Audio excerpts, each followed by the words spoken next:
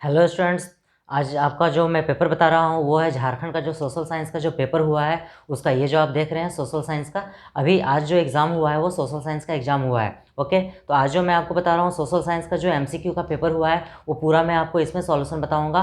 MCQ का जो 40 number का जो क्वेश्चन पूछा गया है, झारखंड बोर्ड ने जो पूछा है वो। अगर आप चैनल पर नए हैं तो चैनल को सब्सक्राइब जरूर कर लें और ज़्यादा से ज़्यादा बच्चों तक शेयर करें कि वो भी अपना आंसर को मैच कर सके। मैं फटाफट आपको सारा जो आंसर है वो मैं आपको जल्दी से बता देता हूँ। तो आप भी अपना पेपर निकाल लीजिए सोशल साइंस का। ये देख रहे हैं आप जैक बोर्ड का जो सोशल साइंस का एग्जाम हुआ है वो एमसीक्यू टाइप का जो क्वेश्चन आया है, इसका पूरा आंसर मैं आपको इस वीडियो में मैं बता रहा हूँ। और सबसे पहले यूट्यूब पर मैंने अपलोड किया है, तो चैनल को सब्सक्राइब जरूर करें और ज़्यादा से ज़्यादा बच्चों को शेयर करें। पूरा झारखंड में इस वीडियो को आप फैला दें, जैसे कि पूरे झारखंड के बच्चे इसका आंसर को जल्दी से मैच कर लें और अपना मार्क्स को फिक्स करें कि मेरा कितना मार्क्स आने वाला है। ओके, तो चलिए हम लोग देखते हैं सबसे पहले क्वेश्चन नंबर 1 को।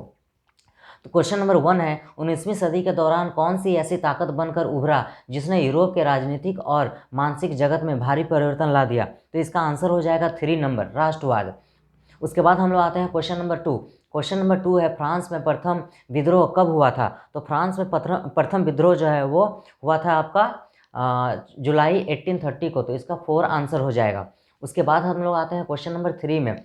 1804 की नागरिक संहिता, जिसे आमतौर पर नेपोलियन की संहिता के नाम से भी जाना जाता है, उसने फ्रांस में सुधार के लिए क्या कदम उठाया?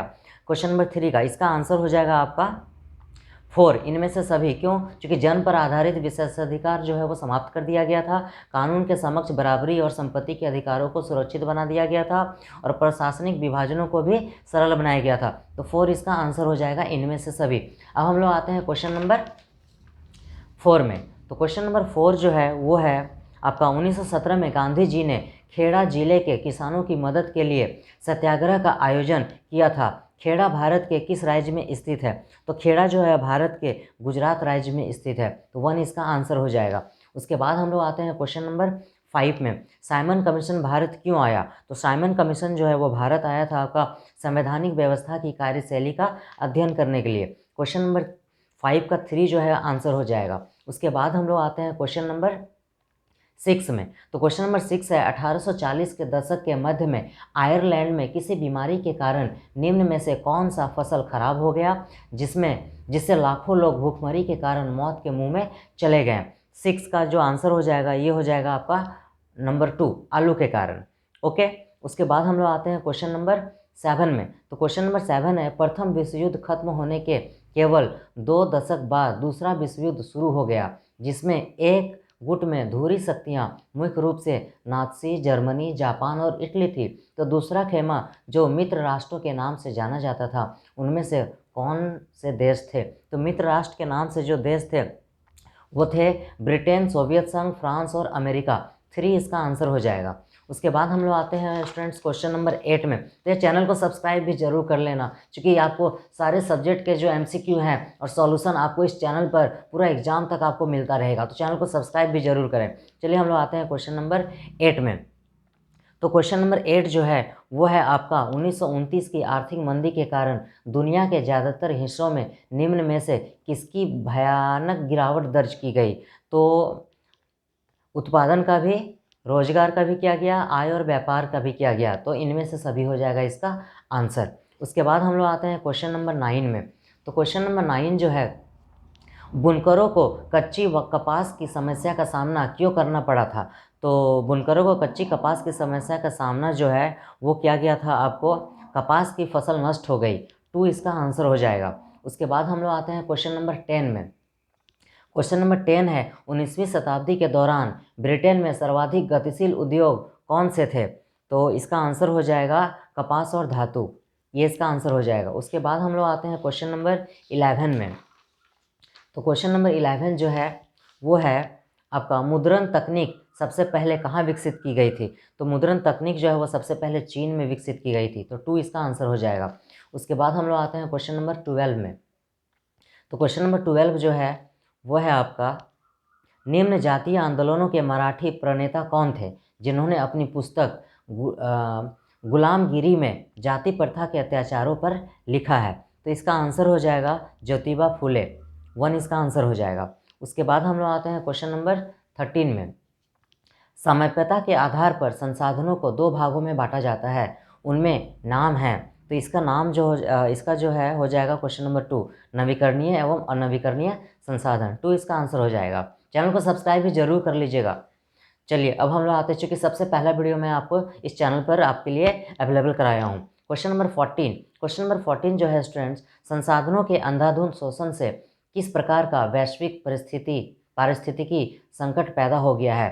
तो इसका आंसर हो जाएगा इसका आंसर हो जाएगा आपका भूमंडलीय तापन, ओजोन परत अवक्षय, पर्यावरण प्रदूषण। इनमें से सभी इसका आंसर हो जाएगा। क्वेश्चन नंबर 14 का जो आंसर होगा वो 4 हो जाएगा। उसके बाद हम लोग आते हैं क्वेश्चन नंबर 15 में। तो क्वेश्चन नंबर 15 का जो आंसर होगा, क्वेश्चन है, वनों और वन्य जीवन का संरक्षण करना आवश्यक है क्योंकि इसमें 15 का जो है पारिस्थितिकी विविधता इसमें बनी रहती है, जीवन साध्य संसाधन जल, वायु और मृदा बनी रहती है, बेहतर जनन के लिए वनस्पति और पशुओं में जीनी विविधता को सुरक्षित करती है।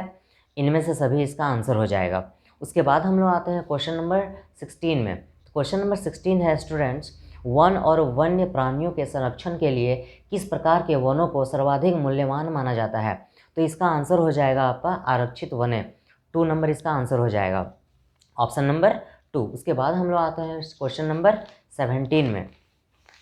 तो जो क्वेश्चन नंबर 17 है वो है आपका, प्रचुर मात्रा में जल उपलब्ध होने के बावजूद जल किन कारणों से प्रदूषित और मानव उपयोग के लिए खतरनाक बनते जा रहे हैं।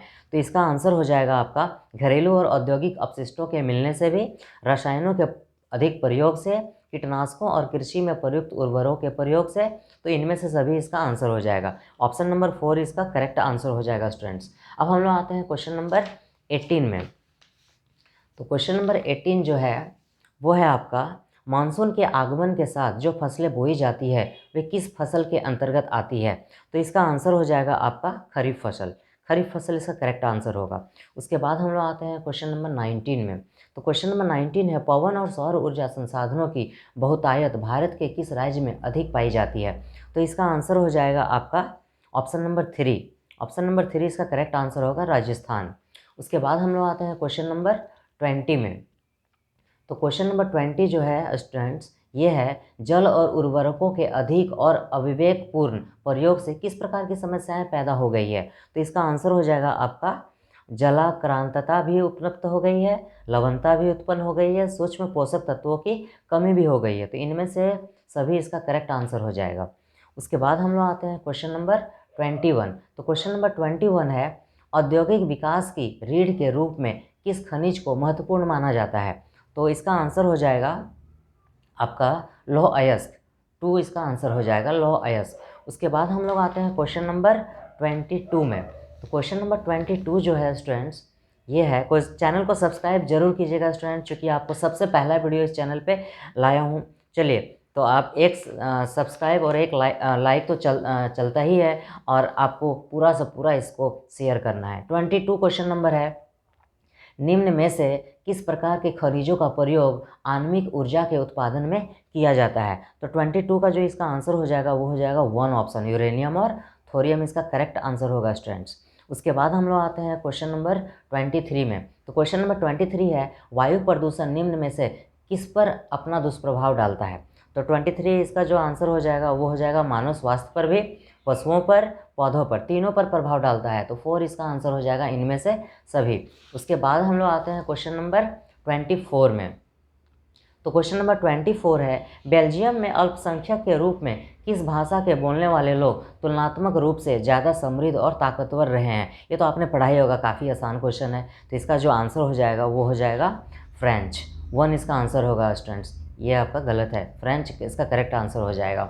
उसके बाद हम लोग आते हैं क्वेश्चन नंबर 25 में। जब 1956 में श्रीलंका में कानून बनाया गया तो उसमें किन किन बातों को जोड़ा गया। तो इसमें जो है आपको सिंहली को एकमात्र राजभाषा घोषित कर दिया गया था, सरकारी नौकरियों में सिंहलियों को प्राथमिकता दी गई थी, बौद्ध मत को संरक्षण और बढ़ावा दिया गया था। तो इनमें से सभी इसका करेक्ट आंसर हो जाएगा। ऑप्शन नंबर 4 इसका करेक्ट आंसर होगा। उसके बाद हम लोग आते हैं क्वेश्चन नंबर 26 में। तो क्वेश्चन नंबर 26 है, निम्न में से कौन कार्यपालिका और विधायिका द्वारा बनाए गए कानूनों पर अंकुश रखता है। तो इसका आंसर हो जाएगा 3 न्यायपालिका। उसके बाद हम लोग आते हैं क्वेश्चन नंबर 27 में। पोखरण जहां भारत ने 1998 में अपने परमाणु परीक्षण किए, वह भारत के किस राज्य में स्थित है? तो पोखरण स्टूडेंट्स किस राज्य में स्थित है, ये तो आपने पढ़ा ही होगा, ये आपका राजस्थान में स्थित है। ये हो गया। उसके बाद हम लोग आते हैं क्वेश्चन नंबर 28 में। तो क्वेश्चन नंबर 28 है, सामाजिक विभाजन अधिकांशतः आधारित होता है। तो सामाजिक विभाजन जो है वो ज़्यादातर जो आधारित होता है वो जन्म के आधार पर होता है। तो जन्म पर इसका 3 ऑप्शन नंबर 3 जो है इसका आंसर हो जाएगा। उसके बाद हम लोग आते हैं क्वेश्चन नंबर 29 में। तो क्वेश्चन नंबर 29 जो है वो है आपका, सांप्रदायिक राजनीति इस सोच पर आधारित होती है कि धर्म ही सामाजिक समुदाय का निर्माण करता है। इस मान्यता के अनुकूल सोचना क्या कहलाता है? तो इसका आंसर हो जाएगा आपका धर्मनिरपेक्षता। 1 ऑप्शन इसका हो जाएगा आंसर। उसके बाद हम लोग आते हैं क्वेश्चन नंबर 30 में। चैनल को सब्सक्राइब भी जरूर करते जाइएगा स्टूडेंट्स, और जितना हो सके पूरे झारखंड में इसको वीडियो को शेयर कीजिए। चलिए क्वेश्चन नंबर 30 में हम लोग आते हैं। तो 30 में है, निम्नांकित में किस राज्य में शिशु मृत्यु दर सबसे कम है? तो केरल इसका करेक्ट आंसर हो जाएगा स्टूडेंट्स, केरल। उसके बाद हम लोग आते हैं क्वेश्चन नंबर 31 में। तो 31 का जो क्वेश्चन है, निम्नांकित में से किसे औसत आय भी कहा जाता है? तो राष्ट्रीय आय को भी कहते हैं, प्रति व्यक्ति आय को भी कहते हैं, और कुल आय को भी कहा जाता है। तो इनमें से सभी इसका करेक्ट आंसर हो जाएगा। बट 31 में तो प्रति व्यक्ति आय भी हो सकता है, बट इसका करेक्ट आंसर अगर कहा जाए तो ऑप्शन नंबर 4 इसका करेक्ट आंसर हो जाएगा। उसके बाद हम लोग आते हैं क्वेश्चन नंबर 32 में। क्वेश्चन नंबर 32 कह रहा है, सार्वजनिक और निजी क्षेत्र किस आधार पर विभाजित है? तो इसका करेक्ट आंसर हो जाएगा आपका उद्यमों के स्वामित्व के आधार पर। ऑप्शन नंबर 2 इसका करेक्ट आंसर होगा। उसके बाद हम लोग आते हैं क्वेश्चन नंबर 33 में। तो क्वेश्चन नंबर 33 है, कौन सा क्षेत्रक भारत में सबसे बड़े रोजगार उत्पादक क्षेत्रक के रूप में जाना जाता है? तो ये तृतीय क्षेत्रक इसका करेक्ट आंसर हो जाएगा स्टूडेंट्स। ऑप्शन नंबर 1 इसका करेक्ट आंसर होगा। उसके बाद हम लोग आते हैं क्वेश्चन नंबर 34 में। तो क्वेश्चन नंबर 34 कह रहा है, निम्न में से कौन महत्वपूर्ण मध्यवर्ती भूमिका प्रदान करके आवश्यकताओं के दोहरे संयोग की जरूरत को खत्म कर देती है? तो इसका जो आंसर हो जाएगा वो हो जाएगा आपका मुद्रा। ऑप्शन नंबर 1 इसका करेक्ट आंसर होगा। उसके बाद हम लोग आते हैं क्वेश्चन नंबर 35 में। तो 35 क्वेश्चन देखते हैं हम लोग। 35 जो है, सामान्यतः बहुराष्ट्रीय कंपनियां उसी स्थान पर उत्पादन इकाइयां स्थापित करती है जहां, तो इसका हो जाएगा आपका, जहां बाजार नज़दीक हो, कम लागत पर श्रमिक उपलब्ध हो, उत्पादन के अन्य कारक भी उपलब्ध हो। तो ऑप्शन नंबर 4 इसका करेक्ट आंसर हो जाएगा। उसके बाद हम लोग आते हैं क्वेश्चन नंबर 36 में। तो 36 कह रहा है, विभिन्न देशों के बाजारों को जोड़ने या एकीकरण में निम्न में से कौन सहायक होता है? तो इसका आंसर हो जाएगा विदेशी व्यापार। करेक्ट आंसर इसका हो जाएगा। उसके बाद हम लोग आते हैं क्वेश्चन नंबर 37 में। 1960 के दशक में व्यवस्थित रूप में उपभोक्ता आंदोलन का उदय निम्न में से किन कारणों से हुआ था? तो इसका आंसर हो जाएगा 37 का, अत्यधिक खाद की कमी, खाद्यान्नों की जमाखोरी, खाद्य पदार्थों एवं खाद्य तेलों में मिलावट, तीनों इसका आंसर होगा। यानी कि ऑप्शन नंबर 4 इसका करेक्ट आंसर हो जाएगा, इनमें से सभी। उसके बाद हम लोग आते हैं क्वेश्चन नंबर 38 स्टूडेंट्स बोल रहा है, संविधान में संशोधन करके लोकतांत्रिक शासन व्यवस्था के तीसरे स्तर को किस प्रकार बनाया गया है? तो इसका आंसर हो जाएगा शक्तिशाली और प्रभावी बनाया गया है। ऑप्शन नंबर 1 इसका करेक्ट आंसर होगा। उसके बाद हम लोग आते हैं क्वेश्चन नंबर 39 में।